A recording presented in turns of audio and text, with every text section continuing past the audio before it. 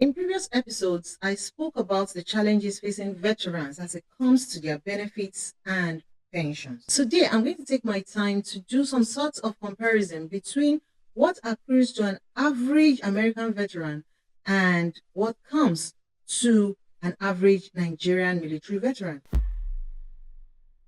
Please note that these figures and features are generalized, and specific eligibility calculations and additional benefits may vary based on individual circumstances and, of course, evolving policies. Let us start with the eligibility requirements for retirement in the United States military and in the Nigerian military.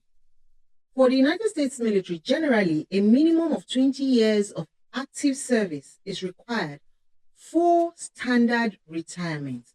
However, disability retirements or early retirement options may apply.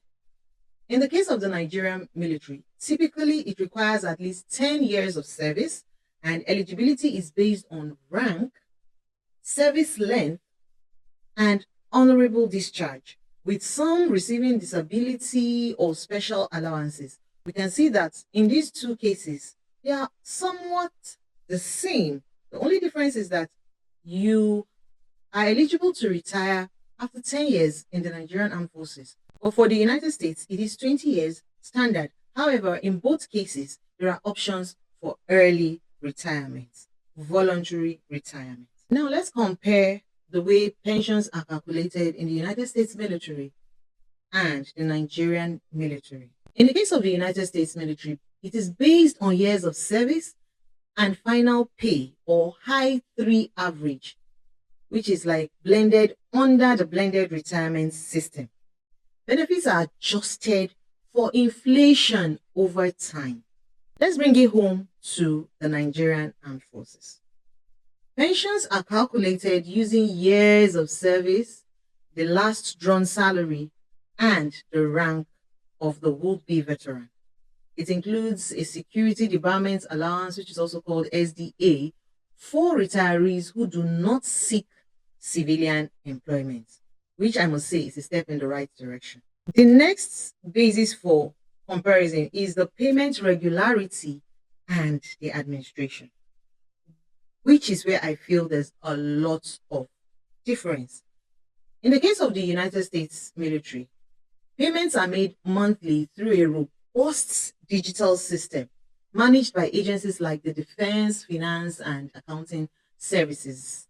They call it DFAS. It is a reliable and indexed system. Now, coming to the Nigerian situation, payments are intended to be monthly. They are administered on a monthly basis by the Military Pensions Board. However, there are always cases of systematic delays, arrears, and administrative bottlenecks are common. I remember when I was going to get my biometrics done in Abuja, I went through a whole lot of bottlenecks before I could sort it out. This is a huge difference. Apart from the fact that in the US military, inflation is considered for the pensions, their system is extremely reliable and regular, which is not the case in the Nigerian system. Let's consider healthcare benefits. For the United States military veterans, there's a comprehensive healthcare system through what they call the TRICARE for retirees and eligible dependents. And they have access to hospitals, clinics, and specialized care programs.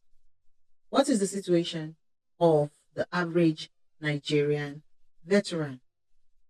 There is limited or variable healthcare provisions. Some pension packages may include basic healthcare support, that is mostly for the very senior officers, though not as extensive as the US benefit. In the same vein, let's look at additional supports and programs. For the average United States military veteran, they have access to disability compensations and education benefits. An example is the post 9/11 GI Bill. They also have home loans, and other support services are available. And from what I gathered, there are ongoing legislative improvements even as we speak. In the case of the Nigerian veteran, the additional support and programs may include gratuities, death benefits, and some sort of lump sum payouts in some cases. However, there are ongoing challenges with funding, which often affects the consistency and scope of this support. Some of these supports come in trickles, which make it really hard for the beneficiary to even grasp it and use it for major projects. The last segment I will consider is the system modernization and transparency between both armed forces, that is the United States military and the Nigerian military. Now, the system that is used to cater to veterans of the United States military is highly digitized. So they have a highly digitized payments method and record systems with regular audits and inflation adjustments. The system is transparent in the sense that there's a transparent oversight by the Department of Veterans Affairs. Bringing it home to Nigeria, efforts to digitize the process is still ongoing largely. Like we have, the biometric verification and online life certificates, which are still underway.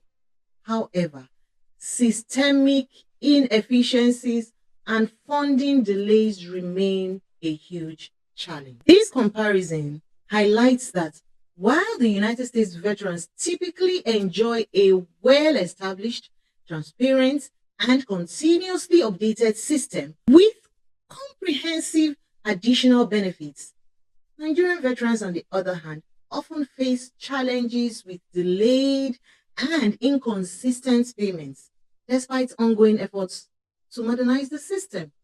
There is a whole lot yet to be done when it comes to modernizing the payment system of the Military Pensions Board in Nigeria.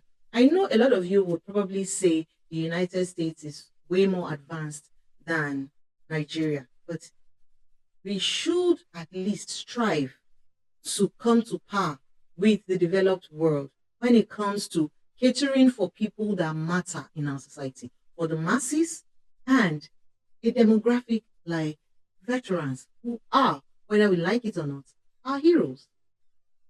That tells a lot about the kind of country we are. On that note, I'd like to call it a day on today's episode. And I hope and pray that the right people who are able to make far-reaching changes are listening to this podcast episode. Thank you for watching. I am Annabelle Kemi, and you have been on the other side podcast.